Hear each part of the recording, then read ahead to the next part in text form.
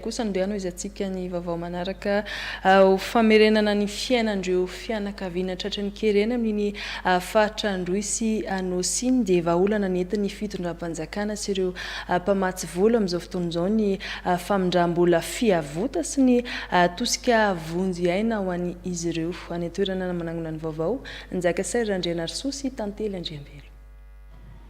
Sakafo tsy zarizary fiariana potika akizy tsy miditra an-tsekoly isan'ny fahavoazana ny eny am-ponina tamin'ny fandalovan'ny ahitany tao amin'ny distrika Anamboasary Ambovombe ary Beloha. Tsy nahita hanigny ho ny hanigny zahay tsy ino ty ho nakarakarako azy ny tianako satria tsy mbe tsy nitohy ty fiaignako tsy nahavoky nihinagna balahazo tsako kere zahay sy tia ty fiaigna ay tsy mety mijalijaly tsy raha hanigny fa lefa mandy raha fambolegna avao raha oragna mba ho avy mba hambolebolena vokatr'izay voatery mivarotra ny teo an-tanany ny olona marefo. Ny fitaovana ao an-trano mihitsy no entina eny an-tsena dia tena miditra ao anaty trano leo ianao toko tsisy ninonina dia tsihy dia ireo mianakaviny ao satria efa lafo le vilany sy ny sotro sy ny anina isan-karazany.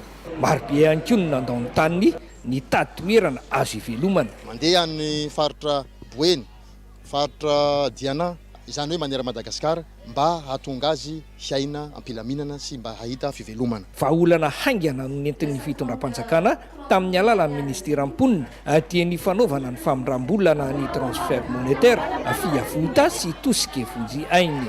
Rehefa nisy zany ilay ahintany mamaivaina azy mponina dia nipetraka io programa io ka no ma urgence azy zay dia tsy nasiana fepetra zany ilay transfert monétaire fa nomena an'ireo vahoaka sahirana zany. Herintaona taty aoriana nefany rehefa nanomboka ny atsara ny farim-piainan'ny olona dia navadika ho conditionnel na misy fepetra ny fanomezana n'io vola io. Ny tanjontsika moa zany dia fanatsarana ny fianaran'ny ankizy mba hahatonga ny ray aman-dreny manatsara ny sakafo omenan'ny ankizy, ahafahany mividy ny fitaovam-pianarana, ahafahany manara-maso ny fahasalaman'ny zaza. Ny banky iraisam-pirenena sy ny UNICEF no ny fanometanana tamin'ny ministeram-ponina nahatanteraka ny famindram-bola mpanatanteraka ny asa kosa ny FID sy ny ONN.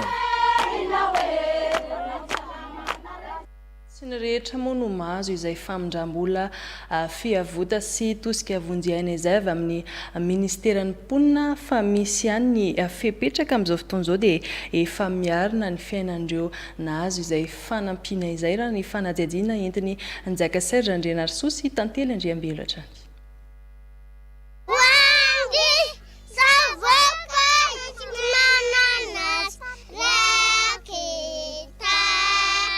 Mianatra ny ankizy afaka mitsapo tena amin'ny fianakaviana miafoana ny tsy fanjarian-tsakafo izay ny vokatry ny fiavota sy ny tosika vonjy aina avy amin'ny ministeram-ponina sy ny mpamatsy vola. Fa raha ohatra ka 3-4 ny zaza ray trano mianatra ety sekoly dia mifandimby ndray manoratra agnatao zany lefa hanao sary gn'arida mangalaka amin'ny zokiny agny hoe mekoraigna kely aloha fa hanao sary na mety le stylo aloha fa hanoratra koa yahay fa laha tamin'ny siny fiavota ohatra ny samy mahazaka samy manana materiel zany ireo mpianatra ireo.